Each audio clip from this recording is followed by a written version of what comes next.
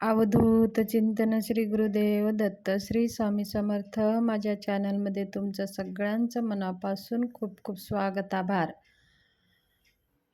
तुमच्या सगळ्या चांगल्या इच्छा पूर्ण करू अशा आपल्या गुरुचरणी वंदन करून आजच्या व्हिडिओला सुरू करूया. कसे आहात? सुखी आहात? मस्त आहात? मजेत आहात? अशी अपेक्षा करते आणि आजच्या व्हिडिओला सुरू करते. चला तर मग आज आपला विषय आहे श्री स्वामी समर्थ महाराज. आपल्या मनातली कितीही कठीण इच्छा असू द्या, कोणतेही अवघड काम असू द्या, स्वामी महाराज पूर्ण करणार म्हणजे करणार. 100% विश्वासानं मी तुम्हाला सांगते. गुरु महाराज, तुम्ही फक्त महाराजांना शरण जा आणि महाराजांना समर्पण भावाने सेवा करा. महाराज हे आपले सगळे दुःख हारण्यासाठी बसलेले आहेत, आपल्याला सुख देण्यासाठी बसलेले आहेत. फक्त एवढंच काम करायचं आहे की आपण श्री स्वामी समर्थ महाराजांची मनाभावे प्रेमाने श्रद्धेने शरण जायचं आहे आणि त्यांची सेवा करायची आहे. सेवा करायचं म्हणलं तर काय, आपल्याला जास्त खर्चसुद्धा करायचं नाही, खूप काही असं जास्त वेळसुद्धा द्यायचं नाही. आपण तर असं मित्रमंडळीमध्ये खूप वेळ देऊन टाकतो. आपण गप्पा करत बसलो का तास आपण गप्पा करत असतो. आपण मोबाईल बघायला बसलं का विनाकारण आपला वेळ किती त्याच्यात घालवतो. पण तो सगळं वेळ वाचून आपल्या जीवनातल्या जे काही संकटे, दुःख, दारिद्र्य, समस्या, काय अडचणी आहेत, सगळ्या गोष्टीपासून निवारण करण्यासाठी आपल्याला तो जो वाया चाललेला वेळ आहे, तो वेळ आपण स्वामी सेवेमध्ये घालवायचा आहे. स्वामी सेवा करणे हे खूप भाग्याची गोष्ट आहे. श्री स्वामी समर्थ सगळ्यांना तर स्वामी समर्थ हे परब्रह्म आहेत हे माहिती आहे, पण कितीही कमी लोक आहेत श्री स्वामी समर्थ महाराजांना शरण जाऊन मनाभावे सेवा करत असतात. ह्याचं कारण हेच आहे की स्वामी महाराजांचं कृपा त्यांच्यावर आहे. ज्याच्या मनामध्ये श्री स्वामी समर्थ महाराजांची सेवा करण्याची भावना येते, ते महाराजाचे कृतज्ञ पात्र आहेत, ते महाराजांचे आशीर्वादाचे पात्र आहेत. म्हणून आपल्या मनामध्ये स्वामी महाराजांची सेवा करण्याची भावना निर्माण होत आहे. तर तुमच्या जीवनामध्ये दुःख आहे, संकटे आहे, इकडं तिकडं जाऊ नका, इकडं तिकडं कुणाला सांगत बसू नका. आपल्या जवळच्या लोकांना जर सांगितलं तर आपले दुःख रडून रडून ऐकतात आणि हसून हसून ते दुसऱ्याला सांगतात. मग आपलं दुःख कुणाला सांगतात तर स्वामीसमोर सांगा. स्वामी तुमची आई आहे समजा, स्वामी महाराज तुमचे वडील आहेत, ते सगळं तुमचं ऐकतात. आणि बघा, हळूच तुम्ही स्वामी महाराजाजवळ बसा आणि थोड्या वेळात हळूच असं वाटेल तुम्हाला कोणीतरी मला हे आधार देतोय. हे स्वामी महाराजांचा आधार असतं. स्वामी महाराज ही मायेची माऊली आहेत, आपल्या डोक्यावरून हात फिरवत असतं. आणि म्हणून आपण जर खूप पीडित आहात, दुःखानं पीडित आहात, संकटानं पीडित आहात, तर ह्या संकटातून दुःखातून काढण्यासाठी जर कोण तुम्हाला मदत करतील तर जे श्री स्वामी समर्थ महाराज आहेत. तर आपल्याला काय करायचं आहे, मनाभावाने प्रेमाने दररोज नित्य सेवा, जो वेळ कोणत्याही वेळेत स्त्री पुरुष मुलं मुली कुणीही ही सेवा करू शकतात. ह्या स्वामी महाराजांच्या सेवेचं काही बंधन नाही. तुम्ही नॉनव्हेज खात असाल तरीही तुम्ही सेवा करू शकता. ज्या दिवशी तुम्हाला नॉनव्हेज काय दररोज आपण खात नाही, एखाद दिवशी खात असता, आठवड्यातून एखाद्या वेळेस, ज्या दिवशी आपण नॉनव्हेज खाणार आहे त्या दिवशी सेवा करू नका. आणि ज्या दिवशी तुम्ही नॉनव्हेज नसतं त्या दिवशी तुम्ही सेवा करा.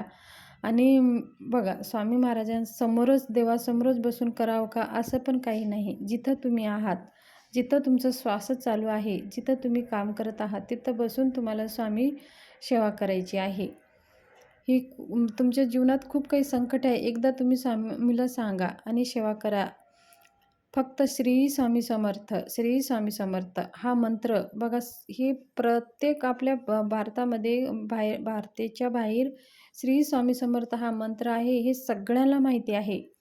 पण ह्या मंत्राचा फायदा काय आहे हे कुणालाच माहिती नाही. हे मंत्र नसून हे कल्पवृक्ष मंत्र आहे. ह्या मंत्राला जप करून तुम्ही जे काही स्वामी महाराजाकडे मागाल ते तुम्हाला प्राप्त होणार आहे.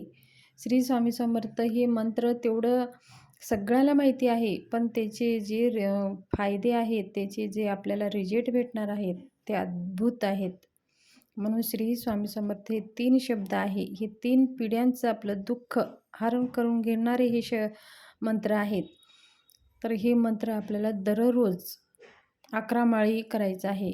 जर तुम्हाला वेळ असेल तर तुम्ही 21 माळी करू शकता, 51 माळी करू शकता, 108 माळी करू शकता. काहीच हरकत नाही.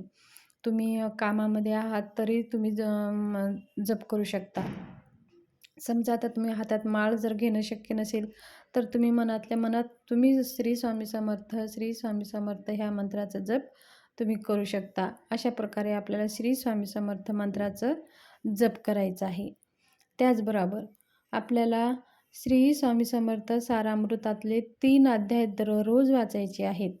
हे ग्रंथ 21 अध्यायाचा ग्रंथ आहे, पण हे आपल्या जीवनाच्या स्वप्नाला पूर्ण करणारा हा ग्रंथ आहे. आणि हे ग्रंथ पूर्ण आपल्याला वाचायचं नाही, फक्त 3 अध्याय दररोज वाचायचा आहे.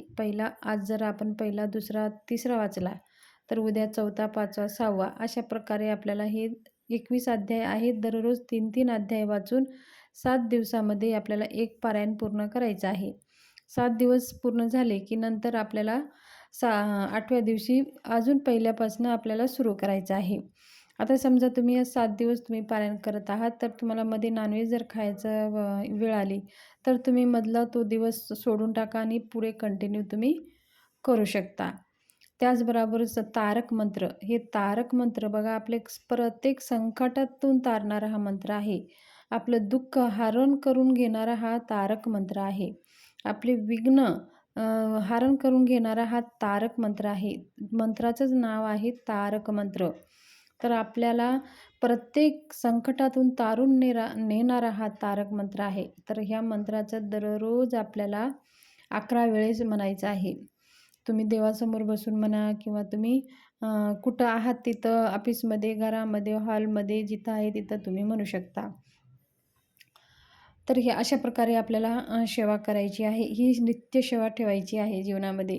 तुम्ही बाकीचा वेळ थोडंसं जो वाया जातो तो वेळ वाचून या सत्कर्मामध्ये आपल्याला स्वामी सेवेमध्ये तो वेळ यूज करायचा आहे. ही सेवा तुम्ही करून बघा. ह्या सेवेनं तुमच्या जीवनाचं सोनं तर होणारच आहे आणि तुमचे जे काही इच्छा आहेत त्या कोणत्याही इच्छा शिल्लक राहणार नाहीत. महाराज सगळ्या इच्छा तुमच्या पूर्ण करतील. आज तुम्ही सेवा केला, 8 दिवस केला, 1 महिना केला, मग लगेच तुम्हाला फायदा होतो का? तसं नसतं. मेहनत आपल्याला करायची असते आणि फक्त सेवा करायची असते आणि फळ ते आपल्याला भेटणारच.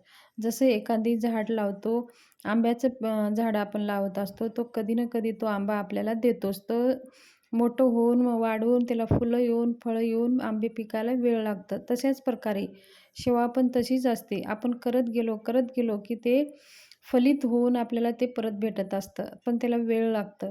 एवढं वेळ नाही लागत आहे वर्षानुवर्ष, पण ते आपल्या भावने, वर असतं ते किती वेळामध्ये आपल्या इच्छा पूर्ण होतात. तर ही माहिती शेअर करायची होती. माहिती कशी वाटली? स्वामी सेवा कशी करावी ही माहिती तुमच्याशी शेअर करायची होती. तर ही माहिती माझी जर आवडली असेल तर चॅनलला शेअर करा, सबस्क्राईब करा, लाईक जरूर करा आणि व्हिडिओ जास्तीत जास्त ग्रुपमध्ये शेअर करा. धन्यवाद. शुभ दिवस जावो.